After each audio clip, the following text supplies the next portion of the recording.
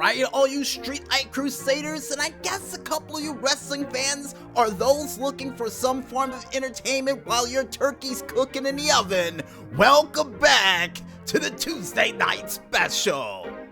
And ladies and gentlemen, for those who are preparing for Thanksgiving, or for those who happen to forget that, yeah, Thanksgiving is this Thursday. And we have been on strict orders to watch the turkey while we try to do this show. So every time you hear two dings from, the downstairs kitchen department of Music Village headquarters, that's the sound for us to run down there, check on the turkey, put a little baste on it, and, make sure the stuffing is good enough, and head back up here to continue to entertain you fans out there who's running on Streetlight Crusader oil, just like we are. Just a little update as a warning, just in case I start running back and forth like a madman. And with that update out of the way, folks, now I think it's time for us to tell you guys what happened during this week's edition of Monday Night Raw from Chicago, Illinois, home of a certain straight-edge superstar that was chanted for this night, known as CM Punk, CM Punk, CM Punk. And did they chant that tonight on Monday Night Raw? Why, of course they did. But before they could get those chants out, folks, and after the pyrotechnics of Monday Night Raw would go off, Seth Rollins would go off on the whole roster. And he would do so by his inspirational coach of Hank Hill from that one episode of King of the Hill when Peggy lost that Boggle tournament. I was about to say bingo. Boggle tournament. It would tell everybody around the ring, you're a loser. Now, he didn't tell them they were a loser. He said Raw sucked. We all sucked. NXT wiped the floor with Raw, and SmackDown and proved why they owned the night, which still doesn't make any sense to me, and would run down every single superstar and point out their ultimate faults by saying not only to Randy Orton, you were the weak link of the men's Survivor Series team, told Charlotte she was supposed to be a Flair and failed that night, even though Charlotte said later on that night that she wasn't a team player, and then would go right over to AOP and saying, hey, you're supposed to be violence for the sake of violence. Where were you guys last night? And then apparently the parakeet voice in Jerry the King Lawler's head would go off for the rest of the night saying the different superstars, where were you last night? Where were you last night? Seriously, King? Where were you last night? But besides questioning who everywhere of somebody was, like if they were a married couple and somebody went out past 4 a.m., the next thing that would happen, and the most disrespectful thing that would happen, is that Rey Mysterio would get called out by Seth Rollins, and he would say, I beat Brock Lesnar in 2 times this year, yet you couldn't even beat Brock Lesnar with a steel pipe in your stupid son to get the title back to Monday Night Raw. For the fans to call Seth Rollins an asshole, which was well deserved after that comment, and then for Kevin Owens to step up to the plate and for Seth Rollins to say, oh, I'm just saying this for the helping of the show. I'm just trying to help the show. I just want to see this place better, and I keep working day in and day out to try to make it better, but you just come here and just show up, you fat sack of crap. And then Kevin Owens would hit him with a stunner, Seth Rollins would challenge him for the main event for the night, and we would move on to the first match of the night, which is the opposite of moving on to anything, folks, because it would be Bobby Lashley going one-on-one against Titus O'Neil.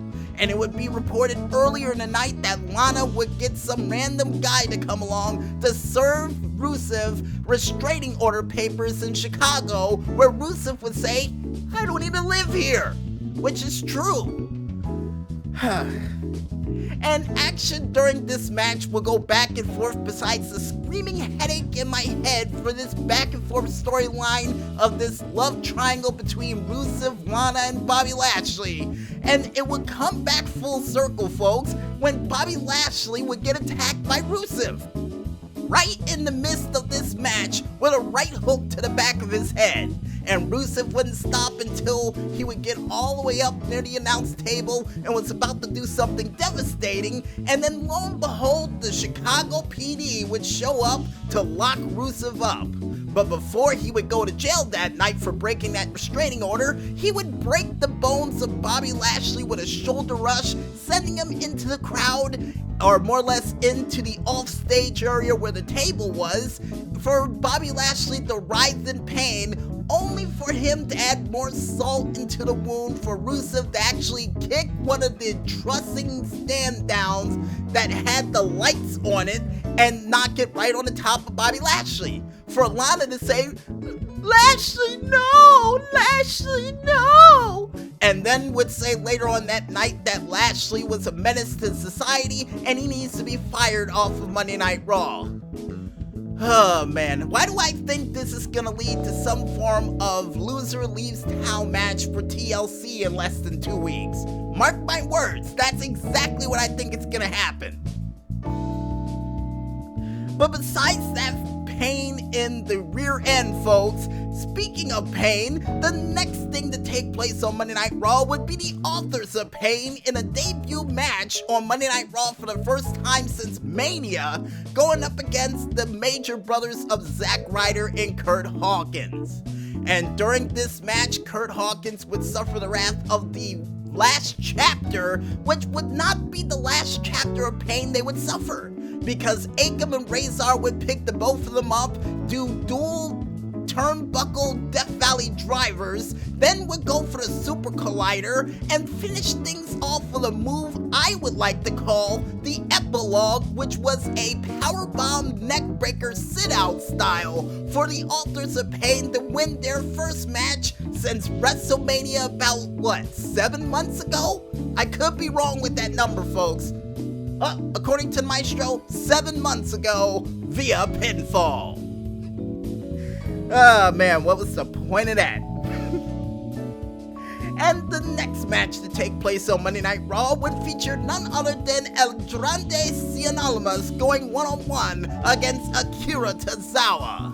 And during this match in the early goings, Akira Tozawa would use his lightning quick speed to try to take out El Idolo during this match, even with a snap German suplex for a near fall. But unfortunately, when he tried to go to the top rope for his big boy senton, Andrade was having none of it, pulled him from the top rope, double knees to the face, and next thing you know, hammerlock DDT later, and Andrade Cianalmas would win this match clean via pinfall. And surprisingly enough, no interference from Zelina Vega this week. Not bad. Not bad at all. And the next match to take place on Monday Night Raw would feature Buddy Murphy going one-on-one against Matt Hardy. Not even the broken Matt Hardy, but I got a feeling after this match, he was broken. Because not only after Matt Hardy would go for an axe handle on the top rope and even hit his legendary side effect during this match, when he tried to go for a twist of fate, he would get a twist of fate of his own in the form of a Sagat Tiger knee right to the face against the ropes, then would get hit with a second knee, only for Buddy Murphy to drag him to the center of the ring for a third knee strike for him to be straight out in any ball game, for Buddy Murphy to win this match via pinfall. And after the match was over, and something we forgot to warn Buddy Murphy about, is the fact that after knocking on Aleister Black's door, he would have to pay the piper, because Aleister Black would warn him that his mere presence in this arena means that he wants to pick a fight with me. And then apparently Buddy Murphy, after literally breaking Matt Hardy once again, would decide to, quote him and anger him a little bit more for him to say, "That means I'm here to pick a fight with you." And before he can even finish that sentence, lights would go out, Aleister Black would rise from the crypt, take his coat off immediately because he clocked in for work, and would then decide to beat the crap out of Buddy Murphy. and not only hitting judo strikes, but also hitting a spinning back fist to the face and doing another Sagat Tiger Knee to raise the Tiger Knee count from Street Fighter to 4 for the night. Yikes! For Buddy Murphy to get sent reeling to the outside of the ring and to learn to live to fight another day and to no longer anger Aleister Black, but I got a feeling he's gonna get his pound of flesh in the future. And like I said before, after what I've seen, this might be match of the year quality, folks. Then the next thing after that little bit of revenge that would take place for knocking on a door that he shouldn't have knocked on in the first place would feature Rey Mysterio, Ricochet, and Randy Orton along with Drew McIntyre, challenging the Phenomenal One AJ Styles for a United States Championship match. Now, originally, it was supposed to be Humberto Carrillo who was supposed to get a title shot for tonight, but unfortunately, seeing the fact that he got the crap beaten out of him by Gallows and Anderson, and not only chokeslammed on the, makeshift apron, but also got hit with a magic killer on the stairs, which reminds me of something they sort of did in New Japan, but that's a story for another day. But it would ultimately lead to a fatal 4-way match between all 4 gentlemen that we mentioned, which would have action going back and forth, and even the OC getting involved in that match, taking out Randy Orton, giving enough time for Ricochet and, I guess, Rey Mysterio to get in a little miniature aerial fight mastery, only for Rey Mysterio to come out on top with a small package, and for Rey Mysterio to go on to fight against none other than the Phenomenal One. And during that match, action would go back and forth, and then you would see Rey Mysterio getting the upper hand during this match, and just when he was about to go for a 619, OC would interfere once again for the referee to have no choice but to throw them out. And then when Rey Mysterio, with no backup from the OC, would get the upper hand again with a 619, and apparently AJ Styles during the 619 would cause the referee to get knocked out, you would see Gallows and Anderson once again get involved, beating the ever-living Ideal's Mio out of poor Rey Mysterio. And then after they beat the crap out of him, Randy Orton would come back for revenge, beat the crap out of Gallows and Anderson, another 619 from Rey Mysterio, then an RKO from Randy Orton, then a frog splash from the heavens straight from Eddie Guerrero's playbook would lead to Rey Mysterio's second United States Championship title run via pinfall. And yeah, after he won, AJ Styles backstage complaining, saying, Randy Orton! Almost the same way as the whole back and forth war between not only The Miz and I do believe Christian, who kept complaining about Randy Orton and Alex Riley back and forth, only for R-Truth to interfere by saying, Jimmy, Jimmy, Jimmy, Jimmy, Jimmy. And by the way, what's the deal with R-Truth? He didn't defend the 24/7, 7-Eleven, 747 European TV Championship tonight. Must have been a slow day. And after that new championship was crowned on the waist of Rey Mysterio, that hopefully leads to a new championship for the United States Championship in the near future, as cool as Nakamura's, we would see another match that would feature none other than Asuka going one-on-one against Charlotte Flair after Charlotte got misted last night at the said pay-per-view of the Survivor Series, and Asuka walking out on the team, literally costing Raw a victory there. Yeah, really did. But then again, Charlotte shouldn't have did what she did, and then after that would taunt Asuka once again, and that would lead to some more problems during this match, because even though their action was going back and forth in the ring, and you would even see a hellacious spear to Asuka during this match, almost sending her head over heels, nice job Charlotte with that move, you would see none other than Kairi Sane running interference multiple times during this match, to the point where Charlotte would actually go to the outside of the ring and chase her all the way up to the stands to get her out of here. But just like the Black Cat during one of those classic cartoons for Cartoon Network, the cat came back the very next day to try to cost her during this match, and it ultimately would, because while the referee was distracted, Asuka with a little bit of green mist, my eyes, would lead directly into the Monday Night Special roll-up for the referee not to see the green mist until after the match was over for Asuka to win this match via pinfall. And in my opinion, I think that was a smart move by Asuka, actually blocking the face of one Charlotte so the referee couldn't see the mist. You know, Tajiri should have done that more often when he was in the company. Would have been funny. And things that were not funny that happened after the match was over, folks, would be, I guess, Charlotte grimacing in pain with the fact that she still had the mist in her eyes for the second night in a row in the same city. Ouch. Ouch.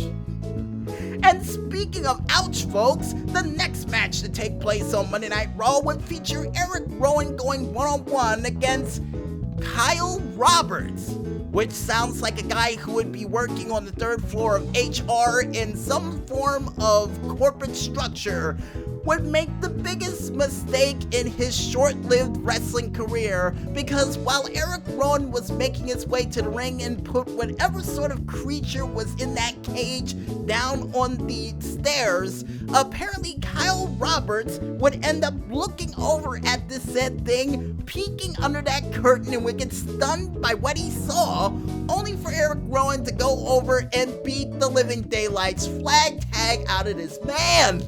Not only throwing him into the stairs, flipping the stairs over, kicking him in the face, hitting him with not one, not two, but I do believe 3 separate iron claws to win this match, thankfully via pinfall. He beat the hell out of this man. What was in that cage that was so important? Is it a gremlin? Is it a mermaid? Is it a ferret? Is it one of those strange looking raccoon cats that used to hang around my neighborhood? Who knows?